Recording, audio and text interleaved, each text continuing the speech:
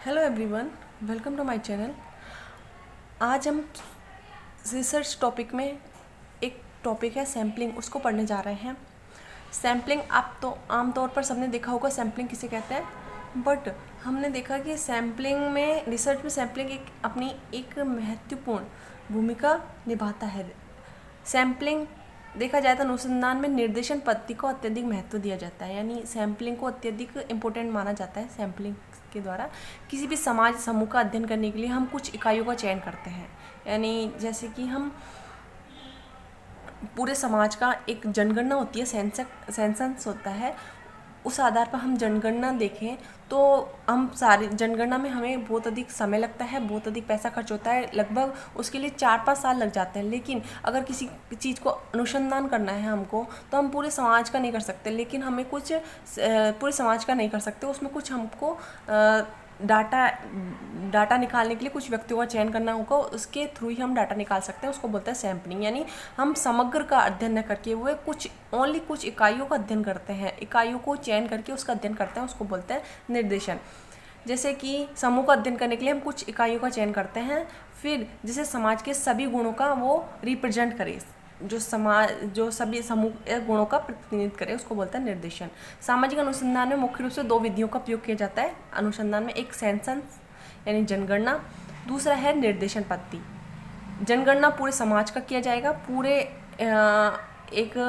पूरे एरिया का किया जाएगा, और निर्देशन में कुछ लोगों को चूज कर लिया जाएगा, उससे सवाल जवाब करेंगे, उसके आधार पर हम आंकड़े निकालने की कोशिश करेंगे।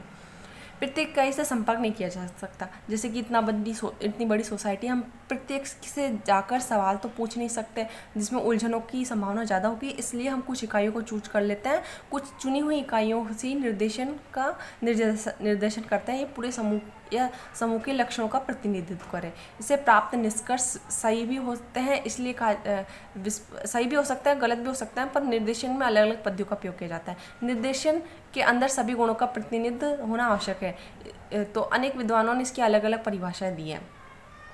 जैसे कि कोई पॉपुलेशन है, पॉपुलेशन में से हम थोड़े से चीज़ों का निकाल लेंगे, थोड़े से व्यक्तियों का अध्ययन कर लेंगे। जैसे कि चावल पकता है, चावल को हमने पकाने के लिए हमने रखा, जब हम चावल पकेंगे तो हम कैसे चेक करेंगे? 2-3 कण निकाल के हम चेक करेंगे कि चावल पक गए हैं। इसी के प्रकार हम सैम्पलिंग का उपयोग करते हैं। जैसे कि हम ब्लड सैम्पलिंग देते हैं, तो हम पूरा ब्लड तो निकाल के चेक नहीं करा सकते, इसलिए हम थोड़े से ब्लड से पूरी है ना उसके बारे में देख सकते हैं, कौन सी विटामिन की कमी है, कौन सा श्वेत वाइट सेल्स बड़े हुए हैं या रेड सेल्स, किस प्रकार के सेल्स की कितना अनुपात होना चाहिए, उस आधार पर हम देख सकते हैं। इसी प्रकार सैम्पलिंग में भी ऐसे हो। सैम्पलिंग को देखें तो सबसे इसकी डेफिनेशन में देखें तो गुडे और रोट ने इसकी अच्छी डेफिनेशन दी है। इन्होंने बताया कि निर्देशन संपूर्ण समूह का एक न्यूनतम प्रतिनिधित्व करता है, यानी संपूर्ण समूह होता है उसका एक छोटे से भाग का प्रतिनिधित्व होता है। वहीं यंग ने कहा था कि सांख्यिकी निर्देशन उस संपूर्ण समूह या योग का अति लघु चित्र है, संपूर्ण समूह या लघु का अति लघु चित्र है, जिससे कि निर्देशन प्राप्त होता है। इस प्रकार पूरा सेट होता है, उसके आधार पर कुछ अंश यानी कुछ भाग को निकाल लेते हैं। जैसे कि इन्होंने निकाला है कि संपूर्ण ये इतने सारे लोग हैं, इसमें से थोड़े से लोग निकाल लेते हैं, वो उसके आधार पर हम डाटा इकट्ठा कर सकते हैं। अब हम सैम्पलिंग की देखें तो सैम्पलिंग टेक्निक को 2 भागों में बांटा गया है, प्रोबेबिलिटी और नॉन प्रोबेबिलिटी सैम्पलिंग। प्रोबेबिलिटी को हिंदी में बोलते हैं संभावित निर्देशन और असंभावित निर्देशन। संभावित निर्देशन को फिर पुनः 4 भागों में बांटा गया है। संभावित निर्देशन में हर किसी को चयन होने की पूरी संभावना होती है कि हाँ भाई चयन होगा ही हो सकता है, नहीं भी हो सकता। संभावित यानी संभावना होती है चयन होने की, प्रत्येक आंकड़े को चयन होने की संभावना होती है, उसको बोलते हैं संभावित सैम्पलिंग। इसमें बोलते हैं रैंडम सैम्पलिंग, यानी रैंडम सैम्पलिंग बोलते हैं, उसको बोलते हैं कि देव निर्देशन पद्धति या सिंपल रैंडम सैम्पलिंग। क्योंकि इंग्लिश वर्ड थोड़ा इजी पड़ता है, इसलिए इंग्लिश वर्ड को पढ़ना इजी हो जाता है। देव निर्देशन पद्धति स्टैटिफाइड सैम्पलिंग, यानी स्तरीकृत स्तरों में बांट कर sampling. Cluster sampling cluster sampling यानी उद्देश्यपूर्ण सैम्पलिंग, और सिस्टमेटिक यानी सिस्टम के आधार पर बनी हुई सैम्पलिंग यानी स्तरों के आधार पर बनी हुई, और मल्टी स्टेज सैम्पलिंग। इसमें से सिंपल रैंडम सैम्पलिंग में दो प्रकार देख सकते हैं हम, एक लॉटरी पद्धति और एक टिपेट प्रणाली। लॉटरी और टिपेट सिमिलर रूप से थोड़ा सिमिलर ही मिलते हैं, यानी लॉटरी जैसे कि एक ना लॉटरी होती है कि लॉटरी के आधार पर कि एक पहले कुछ लोगों का एक मटका होता है, उसमें सब लोगों की पर्ची रख दी जाती है, उसके आधार पर जो पर्ची एक छोटे से बच्चे को या किसी को बुलाकर जो पर्ची निकलती है उसके आधार पर उसको लॉटरी दे दी जाती है, इस आधार पर लॉटरी पद्धति होती है। वहीं नॉन प्रोबेबिलिटी सैम्पलिंग में सभी समूह में से चुने जाने की संभावना कम होती है। ये अपनी आवश्यकता और गुणात्मक पद्धतियों में ज़्यादा यूज की जाती है। इसमें बोलते हैं कोटा पद्धति, जैसे कि अभी जो NCERT के जो जैसे कि RT के फॉरम आते हैं, बच्चों के RT के फॉरम, उसमें देखा जाता है कि कोटा पद्धति के आधार पर वो बच्चों का चूज करते हैं। जैसे कि बच्चों से पहले है ना भरवा दिया जाता है फॉरम, उस आधार पर कोटा निकाल दिया जाता है उनका। इस प्रकार के कोटा यानी 21 बच्चे हम लेंगे और हम 21 बच्चों में से कोई से बच्चे ले सकते हैं जो हमारे कोटा पूरा करते हो। इस प्रकार कोटा सैम्पलिंग। स्नोबॉल सैम्पलिंग यानी आवश्यकता सुविधा अनुसार सैम्पलिंग, जैसे कि हमको पता है कि हमको किसी शराबी के बारे में रिसर्च करना है, तो हम किसी शराबी से कांटेक्ट करेंगे, वो फिर दूसरे शराबी का नाम बताएगा, फिर उससे कांटेक्ट करेंगे। इस प्रकार स्नोबॉल सैम्पलिंग। जजमेंटल सैम्पलिंग यानी सुविधा अनुसार अपने अनुसार जजमेंट करके सैम्पलिंग करना, उद्देश्य के आधार पर सैम्पलिंग करना। और कन्वेंशियल सैम्पलिंग यानी अपनी सुविधा के अनुसार सैम्पलिंग करना। स्नोबॉल धीरे धीरे सैम्पलिंग होती है, जजमेंट यानी सुविधा अनुसार, और कन्वेंशियल यानी आकस्मिक सैम्पलिंग। इस प्रकार सैम्पलिंग के आधार पर हम देख सकते हैं। आगे हम देखें तो सुविधाजनक सैम्पलिंग, जो स्नोबॉल सैम्पलिंग है वो बहुत कम लागत बहुत कम आती है उसमें, और अधिक प्रयोग किए जाते हैं, क्योंकि हम सुविधा के अनुसार देखते हैं, जो कि ज़्यादातर सामाजिक विज्ञान में, सोशल साइंस में गुणात्मक चीज़ों का ज़्यादा अध्ययन किया जाता है, इसलिए स्नोबॉल सैम्पलिंग ज़्यादा उपयोग की जाती है। इसकी हानियाँ बहुत कम है, पर ना हमको सैम्पलिंग अच्छी तरह से मिल जाती है। धीरे फिर आता है स्वउद्देश्य यानी फिर आता है कन्वेंशियल सैम्पलिंग, स्वउद्देश्य सैम्पलिंग। कन्वेंशियल सैम्पलिंग में मध्यम होता है इसकी लागत, और इसका प्रयोग भी अधिक होता है। विशेष उद्देश्यों के लिए पूरा करने की गारंटी होती है। हमें किसी विशेष उद्देश्य के लिए, जैसे कि हम महिलाओं के ऊपर अध्ययन करेंगे, तो हम महिलाओं के आंकड़े देखने के लिए ओनली विवाहित महिलाओं का ही चूज करेंगे। इस प्रकार हम सुविधाओं के अनुसार सैम्पलिंग दी जाती है। इसमें अधिक पूर्व ग्रहित और गैर प्रतिनिधिक हो सकती है। वहीं कोटा सैम्पलिंग में ये थोड़ी इसको भी यूज करते हैं, बहुत अधिक लागत बहुत मध्यम होती है और बहुत अधिक यूज की जाती है।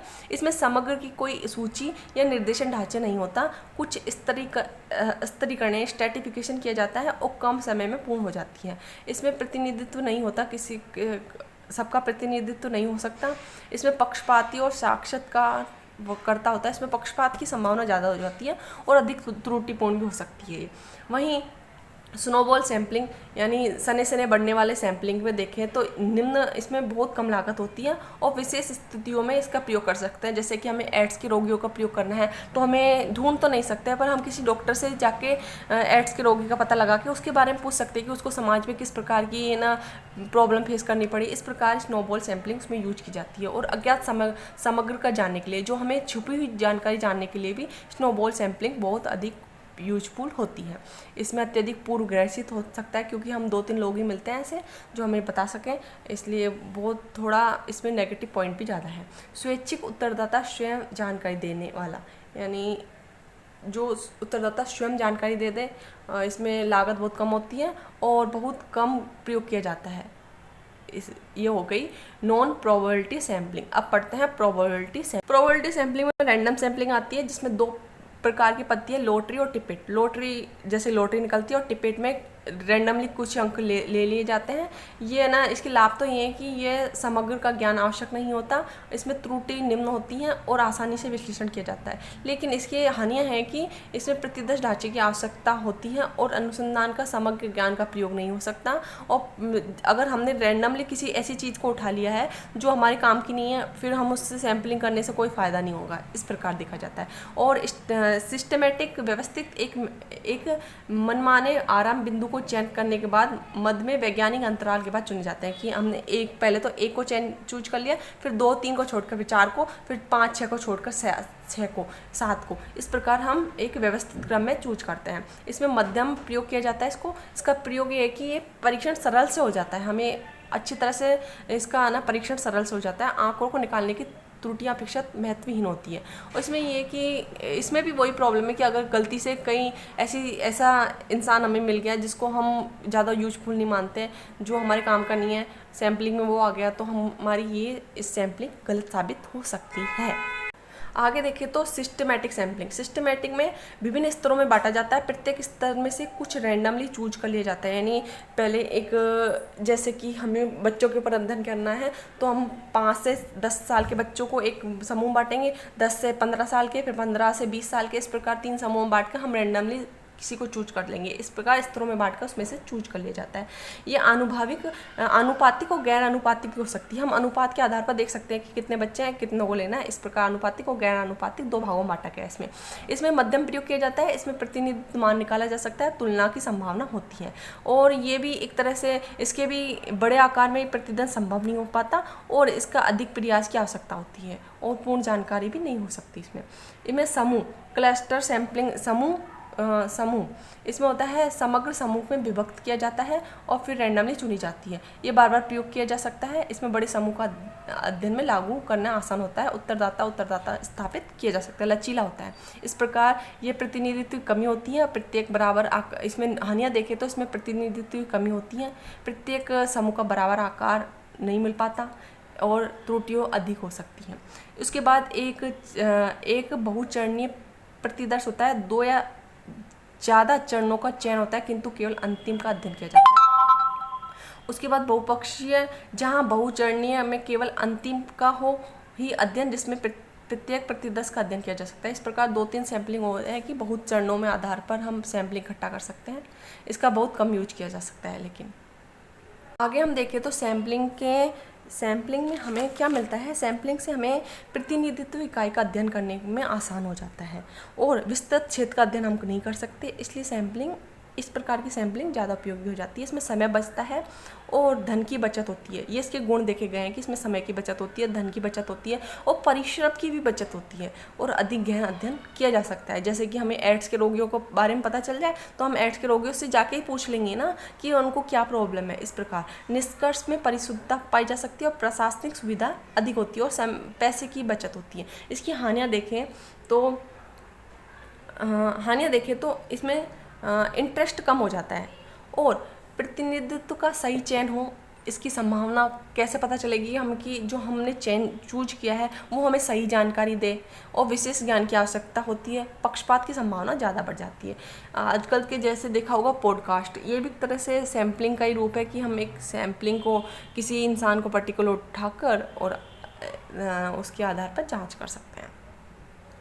इस आधार पर हमने सैम्पलिंग को पढ़ा। सैम्पलिंग बहुत ईजी है कि सैम्पलिंग में कहा गया है, सैम्पलिंग देखा गया है कि बड़ी आबादी का एक समूह का प्रतिनिधित्व प्रतिदर्श को प्राप्त करने की विधि है जो प्रतिचयन कहा जाता है। प्रतिचयन की पद्धति विश्लेषण के प्रकार पर निर्भर करती है।